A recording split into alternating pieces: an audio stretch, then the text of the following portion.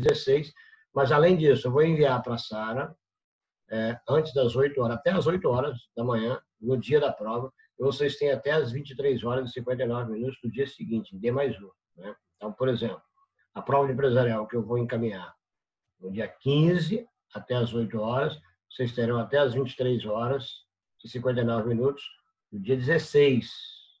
E a do dia 16 terão até às 23 horas e 59 minutos do dia 17. Então, fiquem atentos, não deixem para a última hora. Pode ocorrer algum problema de internet, enfim, de conexão. Eu até recomendo, assim, a prova está pronta, envie, enfim. Para não deixar para a última hora, para evitar aí eventuais problemas. Então, vamos lá. O Gustavo está conectando. Bom dia, Gustavo. Bom, pessoal, vamos lá. Então, eu vou, como eu falei que eu ia ficar à disposição de vocês. Bom dia, Gustavo. Vamos lá. Quem é que tem a primeira pergunta?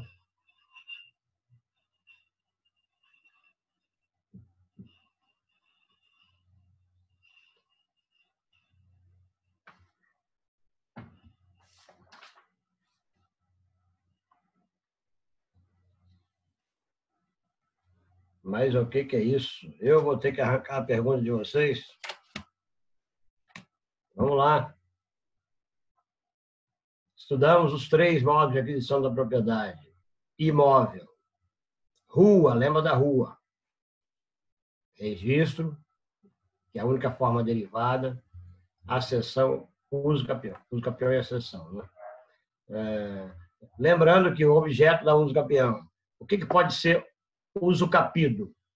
Propriedade, que é a principal, né? Mas, além disso, o direito de laje, direito de passagem, direito de superfície, servidões, enfiteuse, na jurisprudência possibilita a propriedade da enfiteuse, mas aquela parte que cabe ao enfiteuta, né? Inclusive de imóvel público. Sim, inclusive de imóvel público nós vimos isso. Né? Além disso, pessoal, quais são os requisitos? Posse mansa, pacífica, ininterrupta e com ânimos domini. Esses são os requisitos para todas as usos capiões.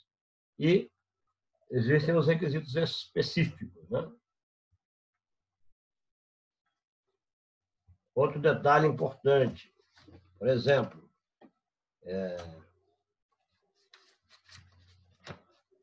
as mesmas causas que obstam, que proíbem, que interrompem, que suspendem a prescrição, também são aplicadas ao uso capião por ser uma espécie de uso capião aquisitivo. Então, fiquem atentos com isso. Outro detalhe é sobre a aquisição da propriedade. Vou dar um exemplo aqui. Eu já falei sobre isso, mas vamos repetir. Exemplo do artigo 1238, que trata da primeira espécie de uso capião, aquele que por 15 anos, sem interrupção nem oposição, possuir como seu imóvel, adquirir-lhe-á a propriedade, independentemente de título de boa-fé. Então, o que o Código está dizendo? O Código está dizendo que eu não preciso entrar com a uso capião, com a ação de uso capião para ser proprietário. Aquela sentença que a gente vai registrar, aquele registro tem um efeito diferente do registro do título translativo. Então, nós temos uma diferença. Registro do título translativo, que está transmitindo a propriedade, ele tem natureza constitutiva. Você só vai ser proprietário quando você registrar. Agora, esse registro da uso capião e da acessão, ele vai retroagir. Ele vai ter efeito declaratório. Tem uma natureza jurídica diferente. Natureza declaratória. Por quê? Porque o Código diz, olha só o 1238, adquire a propriedade se transcorrido esse prazo. Olha o que diz o 1242. Adquire também a propriedade do imóvel que, contínua e incontestadamente, com justo título de boa-fé, o possuir por 10 anos. Então, não sou eu que estou dizendo. Né? Na verdade, a uso capião aqui, ela vai servir apenas para você ter o domínio, para você ter o título, para você ter a disponibilidade do imóvel. Né? Agora, proprietário, você já é. Vamos lá, pessoal. Mais o quê? Sobre a aluvião e a avulsão. É muito simples. A avulsão é aquele movimento abrupto, né? Violento, rápido, repentino, desprende uma parte da terra de uma propriedade e se prende em outra propriedade. É um movimento natural, né? E por que não tem indenização? Porque não dá para você identificar de onde veio. Ao contrário da aluvião. Aluvião, nós temos duas espécies de aluvião, né? Aluvião, naquele sentido de onde a, a terra vai se formando de forma paulatina na propriedade de outrem. Então, não tem, por que não tem indenização? Porque você não dá para identificar de onde veio, porque há resíduos de todas as espécies, de todos os locais. Então, não dá para saber. E é uma força paulatina, lenta, né? E pode ocorrer também aluvião imprópria quando as águas se afastam. Então, águas que vão, aluvião imprópria. Terras que vêm, aluvião própria. Mais o que, pessoal? Toda espécie de uso capião também admite sob matéria de defesa. Eu falei isso também, né? Então, se você tem, por exemplo, 15 anos lá de um uso capião extraordinário, cumpriu o prazo, você já é proprietário. Você precisa entrar com a ação de uso capião para provar que é proprietário? Não, você precisa, se você quiser, o título. Mas se alguém alegar propriedade ou posse daquele mesmo imóvel, aí sim você pode alegá-lo na contestação. Então, o uso capião em matéria de defesa. E também o uso capião administrativo, todos eles, todas as espécies admitem. Agora eu quero ouvir vocês. Já falei o que eu tinha de falar. Por favor. Existe algum ponto da disciplina que vocês querem retornar e a gente revisar? Há alguma dúvida, pessoal? Professor, Fala, Gustavo. Bom dia. Bom dia. Da questão da uso capião tabular. Eu queria que o senhor explicasse melhor, porque eu li e anotei que não entendi muita coisa dela, não. Ok, vamos lá então para o uso capião tabular.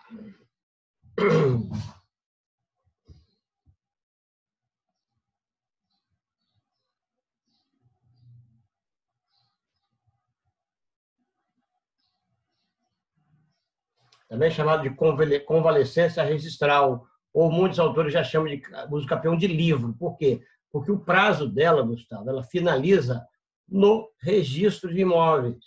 Então, o melhor exemplo é a questão, eu não sei se é o leading case, mas é um caso muito citado pela doutrina de uma ação do INSS, onde, por exemplo, João vendeu para Paulo, né?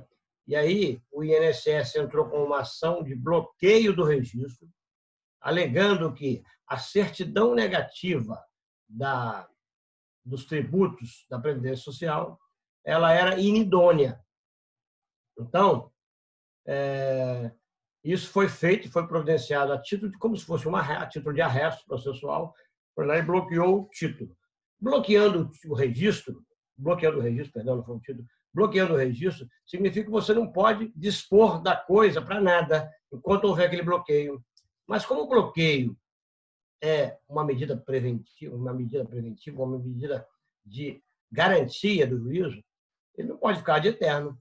Então, o que vai acontecer? Vamos imaginar, num caso concreto, que João vendeu para Paulo e o INSS, nesse caso, está alegando uma certidão inidônea. Então, ele, na verdade, o que ele quer é anular a compra e venda e automaticamente anular o registro. Só que, por negligência, né, por negligência processual, ele não toma as devidas providências. Aí, o que acontece? Vamos imaginar que, nesse caso, já tenha discorrido, 2 anos. E aquela espécie de uso capião, com 5 anos, ele já consegue adquirir a propriedade. E aí, durante 3 anos, aquele processo fica parado, eles não tomam uma providência com o ato processual correto para impedir o uso capião, para suspender o uso capião, que seria uma ação de anulação, por exemplo, seria uma ação reivindicatória, seria uma ação de evicção, por exemplo, né? Vai depender de cada caso concreto. Mas como aquela inércia processual vai ter efeitos jurídicos, também não por questão de segurança jurídica, não dá para aquele novo proprietário, o proprietário de boa-fé, que adquiriu, cumprindo todos os requisitos, não dá para ele ficar esperando também a boa vontade do autor dessa ação. Então, nessa situação, o prazo acaba por contar no livro, no registro. Né? Por isso que é chamado de livro, que acaba de contar o prazo. Imagine que já passou um ano, passou mais 4, ele já adquiriu a propriedade. Ele vai alegar, então, olha, meu amigo, sinto muito, pede o desbloqueio do registro, porque houve a uso capião tabular, aquele prazo que se concretizou em cartório.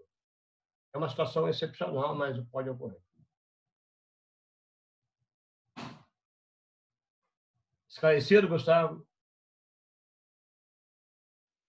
Então, é o prazo que se estabeleceu por cartório, em cartório? Na verdade, ele vai se consolidar no cartório. Ou pode ter correto todo no cartório, mas geralmente, quando acontece isso, já decorreu algum prazo. Né? Então, na verdade, ele se finaliza, né, por uma inércia processual, ele vai finalizar lá no cartório. Falo no cartório porque é no registro, né? E o registro está assentado na LRP, lá no cartório de registro de imóveis.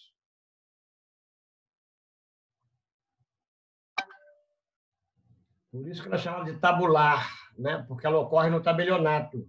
Por isso que ela também se chama convalescência registral, porque vai acabar convalescendo o registro, prevalecendo, consolidando aquele prazo para uso capião, que vai se formalizar, vai se consolidar no cartório. Também é chamado de livro, exatamente por isso, que o livro está, o registro está no livro. Né?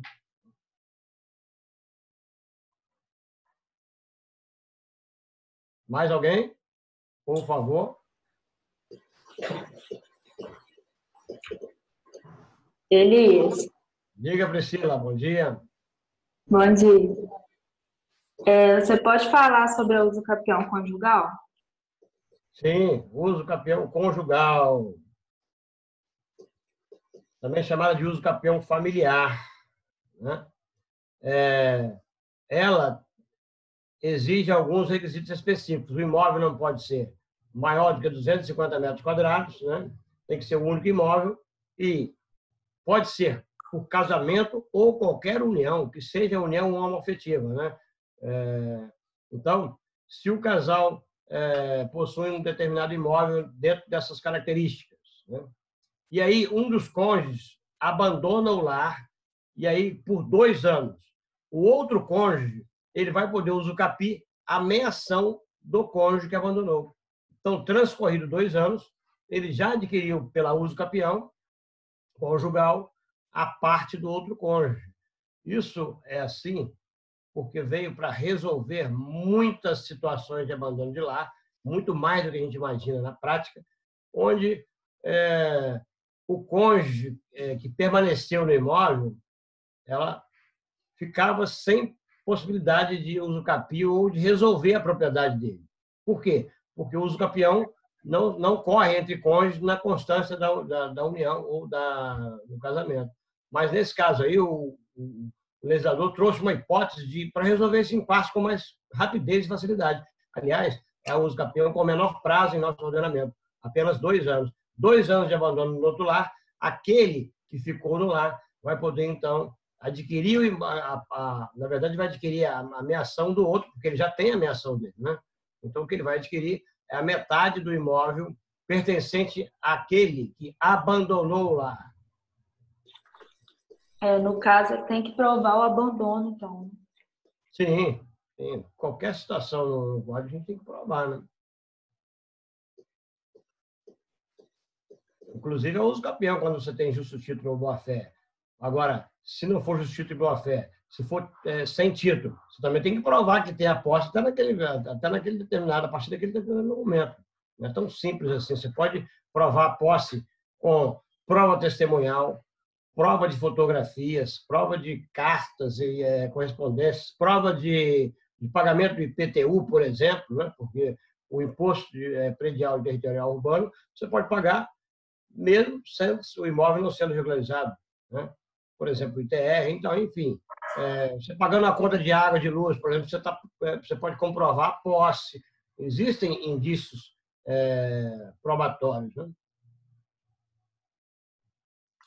Professor, Diga, ainda Gustavo. nessa uso capião conjugal, ela na redação dela fala assim, aquele que exerce 2 anos ininterruptamente sem oposição, aí aparece essa questão da posse direta. Essa posse direta é só um requisito e aqui ou todos os outros têm? Porque eu já observei que nenhuma outra uso capião tem essa questão da posse direta escrita.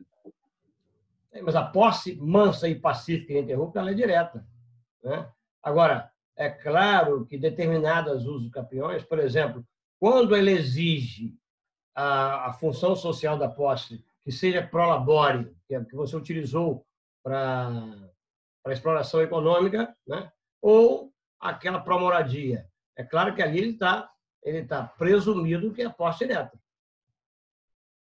Assim como esse cônjuge aí vai ter que ter a posse direta, porque algumas espécies de uso capião, por exemplo, o uso capião extraordinário é de 15 anos. Você só vai cair para 10 anos se você cumprir função social. Vamos imaginar que não cumpriu. Ele pode ter a posse indireta, né? A posse dele pode ser mansa e pacífica, mas o cara pode morar em Brasília e ter essa posse no Maranhão, ir lá uma vez por semana. Então, não vai descaracterizar a posse, né? Mas, quando ele fala posse direta, é que, nesses casos, ele vai estar residindo ali na moradia. Então, a maioria vai ser posse, né? Posse mansa e pacífica e ininterrupta.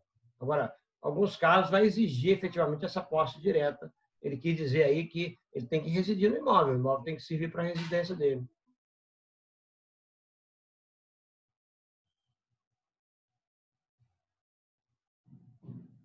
Entendi, professor. Tem também da questão da uso capião especial, aí fala também dos requisitos, né? Na redação aí fala assim, fixação de moradia ou produtividade da terra. Essa questão desse ou aqui, ele é cumulativo ou facultativo? Pode ser um É de uma ou moradia. outra. Ah, então é Uma, facultativo. Tanto faz se é geralmente, um a ou uso rural, né, acaba por constituir as duas condições. Por quê? Porque quando ele fala assim, o uso da posse, já está te falando que você tem que ser a posse direta, né? Já está se presumindo. E quando ele fala que uso para exploração econômica, em regra ele já mora ali com a família, né? Mas é uma situação ou outra. Se servir como moradia, aí nós também temos a especial urbana, né? E geralmente a exploração econômica é a especial rural. Mas tanto uma quanto outra, se for para a urbana não dá, só pode ser por moradia mesmo, né?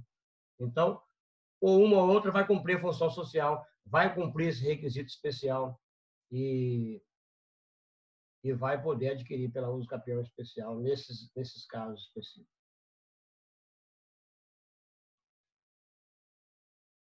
Mais alguém? Lívia, eu estou sentindo a falta das suas perguntas. O Alas também não está presente. Elias, Diga, Sara. sobre os princípios do registro imobiliário, você pode explicar o da prioridade de novo e a exceção? Vamos lá para o registro imobiliário. Você pode repetir a pergunta? Deu uma falhada aí no áudio. O princípio da prioridade e a exceção dele. Prioridade, perfeitamente. O princípio da prioridade, deixa eu chegar lá, mas é aquele que registrar primeiro. Então, qual é a regra geral? Vamos imaginar o seguinte, né? Alguém te vende um imóvel ao meio-dia, né? Lava ou um instrumento particular ou uma escritura pública ao meio-dia. E outra pessoa ele vai lá e vende para outra pessoa às 14h. Mas aquele das 14h foi mais esperto, foi lá e prenotou primeiro. Ele vai ser proprietário. Ele vai ser proprietário porque quem registrar primeiro tem a prioridade. E o que determina essa data é a pré-notação, que é um protocolo que ele vai te dar. Prenotar é protocolar, ele vai colocar a data, a hora direitinho lá. A partir daquele momento, o registro já vai surtir efeitos, né? É claro que todos os efeitos só depois do registro efetivado, mas a partir dali, da pré-anotação, você já passa a ter prioridade. Existe uma exceção. Qual é a exceção? Vamos imaginar que os dois títulos transativos foram uma escritura pública e, na escritura pública, o tabelião, com o seu cuidado peculiar, foi lá e colocou data, hora que foi lavrada. Aí, nesses casos, só vai ter prioridade. Isso se for no mesmo dia, sabe? No mesmo dia. Se for no dia seguinte, não. Mas se for no mesmo dia, vai dar para identificar qual é a venda que foi feita em primeiro lugar. E, nesse caso, vai ser a primeira venda, se for no mesmo dia. É uma situação excepcional. A regra geral da prioridade é quem prenotar primeiro, quem registrar primeiro, será o proprietário. Tá bom, obrigada. Obrigado. Vamos lá, pessoal, mais alguém? Estou vendo que está todo mundo fera na Uso Capião. Estou vendo que está todo mundo fera. Na sessão, ninguém pergunta sobre a sessão. Professor, da aquisição da propriedade também, da aquisição da propriedade imóvel, da questão do 9.5 fala da especialização. Você pode explicar para mim da especialização? Porque é a única que eu também não entendi muito bem dessa questão. Ok, Gustavo. Especialização é quando você pega uma matéria-prima e constrói uma coisa nova. Por exemplo, você na sua casa, né? Aí você tem que usar a sua criatividade, porque, como eu falei, né? Mas vamos lá. Imagine que você vai construir uma cadeira, por exemplo, né? Um banco, e aí você pega a matéria-prima. Aí tinha uma parte da madeira sua. Imagine que a Sara te emprestou uma madeira e estava lá no canto, lá, e você utiliza da madeira da Sara. E aí a questão é a seguinte, o especificador, ele elaborou uma espécie nova com matéria-prima alheia. E aí o código, o legislador, ele traz as regras para definir de quem será a propriedade. Será da Sara ou será do Gustavo? Então vai depender aí da boa-fé do especificador. Se você pegou aquela matéria-prima da Sara sabendo que era dela, aí você vai perder a coisa especificada em razão da Sara e não vai ter direito de indenização. É uma regra excepcionalíssima. Agora, se você agiu de boa fé, você vai adquirir a propriedade e vai indenizar a Sara pela matéria-prima.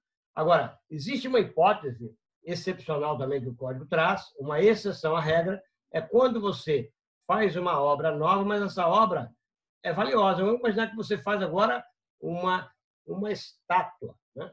E aí uma obra de arte. Nesse caso, obviamente, que aquela estátua, aquela obra de arte, aquela especificação é muito mais valiosa do que aquele pedaço de madeira.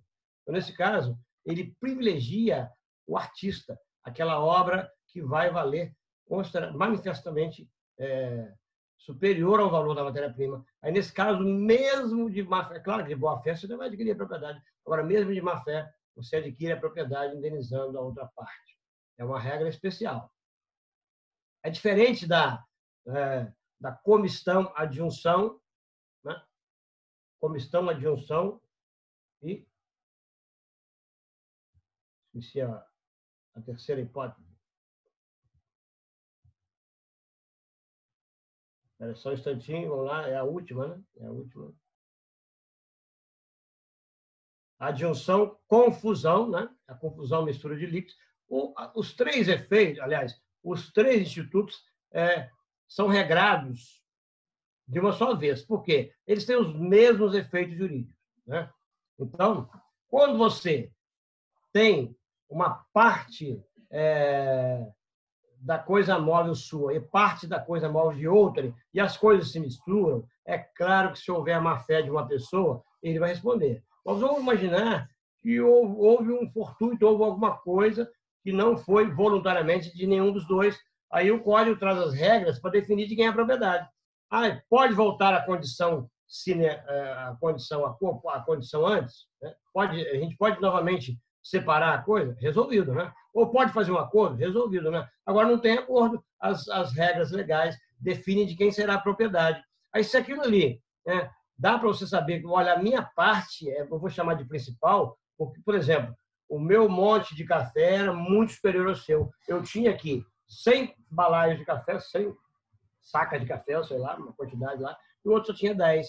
Então, nesse caso, aquele que vai ter a maior parte vai ser proprietário, vai indenizar o outro. Não sendo possível a separação, eles continuam donos, mas em razão de um condomínio necessário, cada um vai ter a sua quarta parte, né? Então, o código traz as regras de quando um ou outro será o proprietário.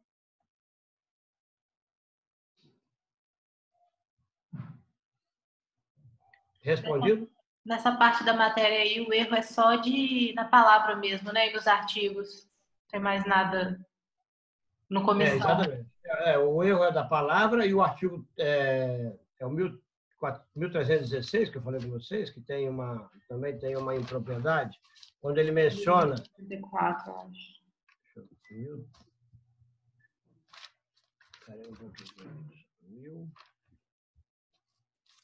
Propriedade imóvel.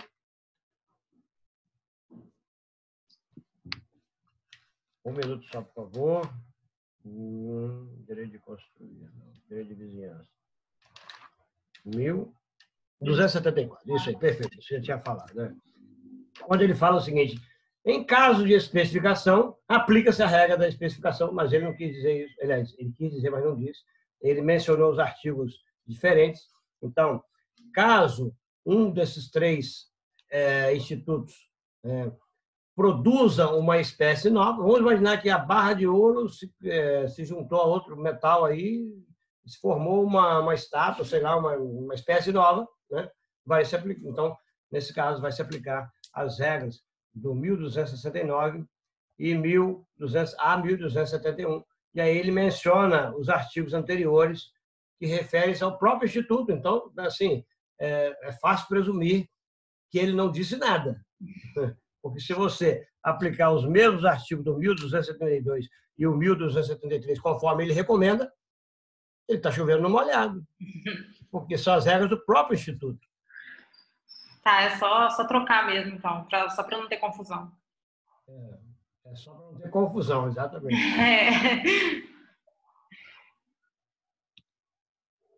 Mais alguém? Mais alguma coisa? Elias.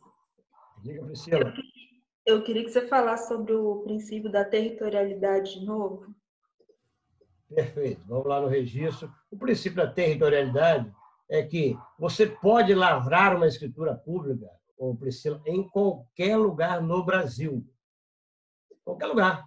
Vou adquirir uma casa. Eu soube que lá no Maranhão as custas e monumentos cartorários são baratinhas. Então, o que eu vou fazer? Aliás, são baratinhos, né? Então, imagine que eu vou lavrar. Então, eu vou lavrar lá. Aqui é muito comum as pessoas irem lá em Tombos lavrar a escritura. Existe lá um tabelião que, inclusive, facilita isso. Ele mora em Itapiruna, vai, busca e leva documentos sem problema nenhum. Bom Jesus do Norte, isso é muito comum. Lá em Bom Jesus de Itapuã, as pessoas irem lá e lavrar, por exemplo, uma procuração. Enquanto que uma procuração R$200, lá é muito menor, o valor é muito menor. Então, você pode lavrar em qualquer lugar. Agora, o registro só fica no assento do imóvel. E onde é que é o assento do imóvel? É onde o imóvel está registrado, né? Então, por exemplo, aqui em Itapiruna, nós temos 2 cartórios de registro de imóveis. Você não pode ter um imóvel registrado em determinado lugar e agora eu vou registrar lá no outro cartório. Poxa, eu gostei daquele cara, eu convivo. Não pode, pelo princípio da territorialidade, a matrícula ela vai estar no seu assento, no seu território. Somente o registro pode ser efetuado naquele livro constante da matrícula do imóvel. É a mesma situação do assento do registro civil, né? Registro civil também, você, uma vez registrado, você vai ficar lá o seu registro. Então, se você alterar o seu estado civil, por exemplo, você vai lá e tem que alterar o registro lá, averbar o casamento, a separação, enfim. Porque é o princípio da territorialidade. Só lá onde está registrado é que você vai efetuar alteração no registro. Que sejam novos registros ou averbações. Averbação é aquela alteração que não irá modificar a essência do registro. Não transfere propriedade, por exemplo, nada disso, né? Agora, por exemplo, é estado civil, é um endereço, é uma alteração de menor relevância. Já um registro, não. Você pode ter cada vez que você registrar uma transmissão da propriedade ou um ônus reais, um direito real, você vai lá no assento do registro e vai chamar. Ele vai ter uma sequência. R1, da matrícula 3066. R2, da matrícula 3066. Transmitiu de Priscila para Sara. Né? Está lá o contrato de compra e venda, foi analisado pelo tabelião, pelo oficial de registro, ele registra. Né? Aí, R3, a Sara foi lá e constituiu uma hipoteca no banco, né? Por exemplo. Aí, R4, a Sara foi lá e quitou o financiamento e cancelou a hipoteca. R5, e assim consecutivamente. Ele vai ter os números sequenciais conforme os atos praticados.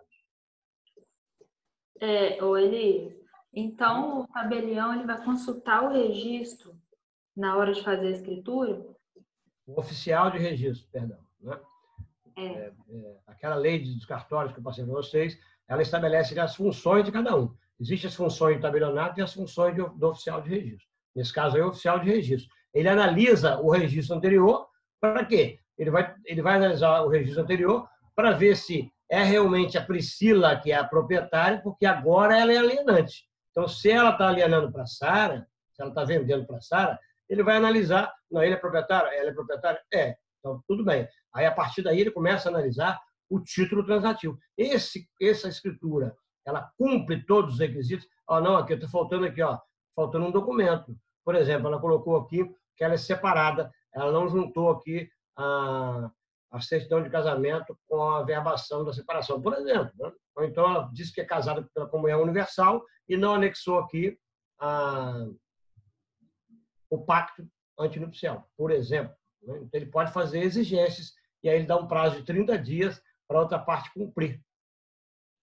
E se a outra parte não concordar ou com qualquer exigência, ela pode, então, abrir a suscitação de dúvidas, que é um procedimento administrativo, é um procedimento não contencioso, é um procedimento de jurisdição voluntária. Pode até virar um processo. Vai depender da impugnação lá na frente, mas aquele procedimento de impugnar e resolver ali, o juiz decidir, é um procedimento de contenção, de jurisdição voluntária.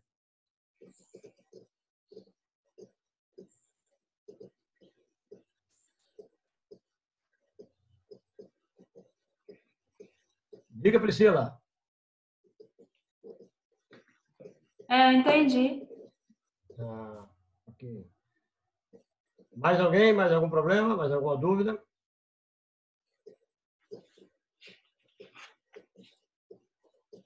A minha última, professor, é da questão das acessões artificiais. Aí tem as 6 regras dessas acessões.